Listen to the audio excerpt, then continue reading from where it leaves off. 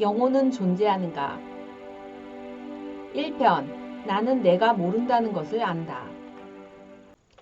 델포이 신전의 무녀는 소크라테스보다 더 지혜 있는 사람은 아무도 없다는 신탁을 그의 친구에게 전했습니다. 소크라테스는 자신보다 더 지혜로운 사람을 생전에 찾지 못했습니다. 아마 그 사람도 나도 아름다움이나 선한 것에 관해서는 아무것도 모를 것입니다. 그러나 그 사람은 모르면서도 아는 것처럼 생각하고 있는 반면에 나는 아무것도 모르기 때문에 그대로 모른다고 생각하고 있습니다.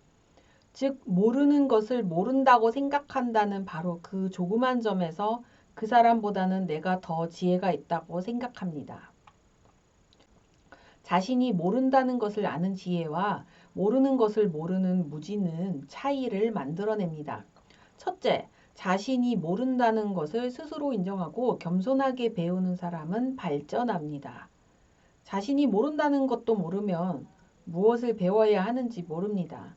자신이 아는 약간의 지식이 전부라고 믿고 다른 지식의 존재를 모르는 사람들이 있습니다.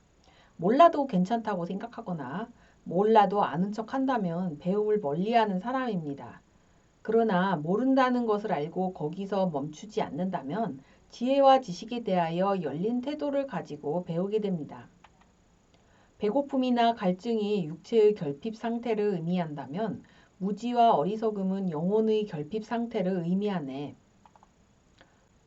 둘째, 자신이 모른다는 것을 인정하는 사람은 자기 존재의 가치를 스스로 인정하는 사람입니다. 어떤 사람은 자신의 무지가 드러나면 초라해 보일까봐 두려워합니다. 존재 가치를 자신에게서 찾지 못하고 명성이나 지식을 통해 대리만족하려고 했기 때문입니다. 자신이 모른다는 것을 인정하고 배우는 사람이 되려면 자기 자신을 있는 그대로 사랑하고 지혜와 겸손, 용기를 갖춰야 합니다. 셋째, 내가 모른다는 것을 알게 되면 지식의 한계를 깨닫고 그 지식이 언제 어떻게 쓰여야 선을 더 많이 실현할지 생각할 수 있게 됩니다. 밝은 곳만 쳐다보는 사람은 그늘에 있는 것을 보지 못합니다. 그렇듯이 자신이 아는 것만 보려는 사람은 상황이 변화했을 때 잘 모르는 것이 생겨나도 알아채기 어렵습니다. 우리가 아는 지식의 상당량은 항상 맞는 것이 아닙니다. 환경, 시간, 상황에 따라서 맞거나 틀리거나 부분적으로 맞을 수도 있습니다. 넷째, 무지에 머무르지 않고 세상을 배우기 시작하면 더 큰 세상을 볼 수 있는 눈이 떠집니다. 두 사람이 있다고 가정합시다. A는 과학자입니다. 그는 자신이 아는 지식을 과도하게 믿은 나머지 모르는 것이 발견되면 불가능하다, 과학적이지 않다는 딱지를 붙입니다. B는 과학자입니다. 그러나 그는 지구와 우주에는 사람이 알지 못하는 지식이나 물질, 법칙들이 더 많이 있다고 생각합니다. 그는 자기 눈을 크게 뜨고 넓은 세상을 열심히 관찰하고 연구합니다. A는 자신이 안다고 생각합니다. B는 자신이 모른다고 생각합니다. 둘 중에 누가 더 지혜로운 사람일까요? 약간의 지식을 아는 것과 모르는 것을 아는 지혜 중 어느 것이 더 알기 어려울까요? 아는 것을 더 잘 알려면 모르는 것을 알아야 합니다. 사람이 가진 모든 지식은 이 세상에서 살아가기 위해 필요한 것입니다. 그렇다면 지식은 세상 또는 우주 밖에서 온 것이 없습니다. 또한 우리는 세상을 관찰해서 지식을 배우고 그 지식을 가공합니다. 지식의 근원은 자연 또는 우주에서 왔습니다. 이것을 종교적으로 표현하면 모든 지혜와 지식은 하나님으로부터 왔다고 말을 합니다. 석가모니, 부처, 소크라테스, 공자, 예수, 무함마드는 모두 겸손한 사람들입니다. 그들은 자신이 아는 것은 자기 것이 아니라 하나님으로부터 왔다고 말하거나 자신이 아는 것이 작다고 말합니다. 누가 더 바르게 인도되고 있다는 것은 주님만이 알고 계신다. 모두가 영에 대하여 물을 것이다. 말하여 주라. 영은 주의 명령에 의해 생긴다. 너희들이 받은 지식은 아주 적은 것에 지나지 않는다. 모른다는 것을 아는 존재는 어디서 왔는가? 나는 내가 모른다는 것을 안다를 더 파헤쳐 봅시다. 데카르트는 나는 생각한다, 고로 나는 존재한다를 철학의 출발점으로 삼았습니다. 그렇다면 나는 내가 생각하는 것을 압니다. 그러므로 나는 존재합니다. 나는 내가 생각하지 않는 것을 압니다. 그러므로 나는 존재합니다. 나는 내가 모른다는 것을 압니다. 그러므로 나는 존재합니다. 나는 내가 모른다는 것을 알고 배웁니다. 내가 아는 것은 모르는 것에서 출발했습니다. 생각하지 않는다는 것을 나는 어떻게 알까요? 생각하지 않는 것을 아는 것, 그 자체를 확인할 수 있는 측정 방법이 있을까요? 모른다는 것을 아는 것, 그 자체를 확인할 수 있는 측정 방법이 있을까요?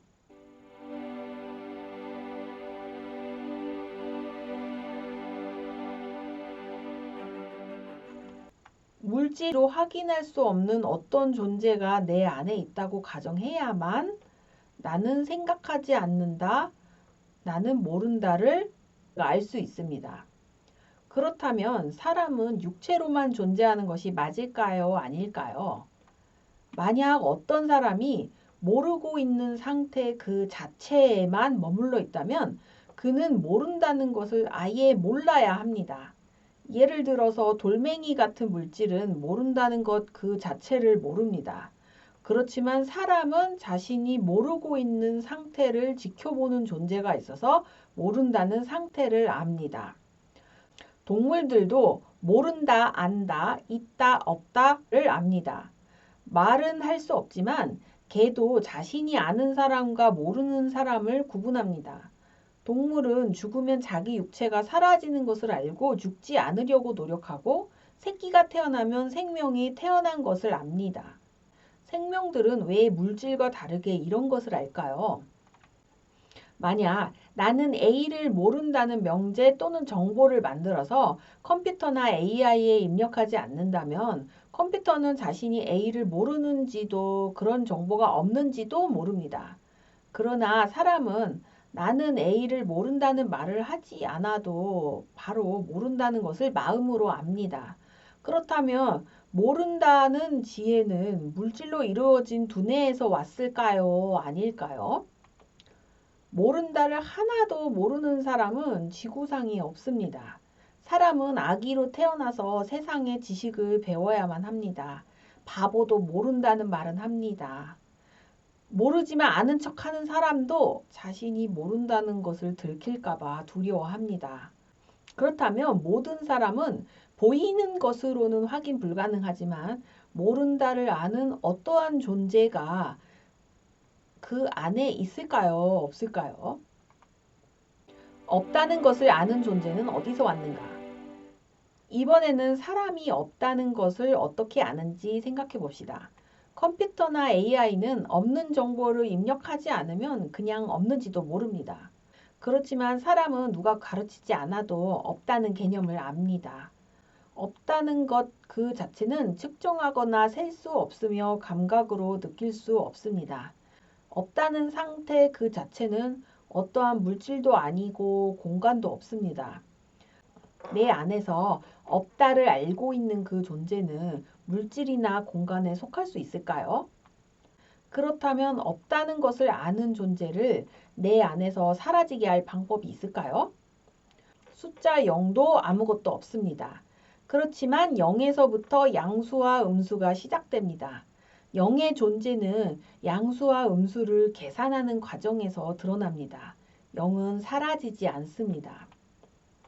내 안에는 생각하는 것과 생각하지 않는 것을 알고 있는 존재, 모르는 것과 아는 것을 알고 있는 존재, 없는 것과 있는 것을 알고 있는 존재가 있습니다. 이것을 순수한 자아라고 부릅시다.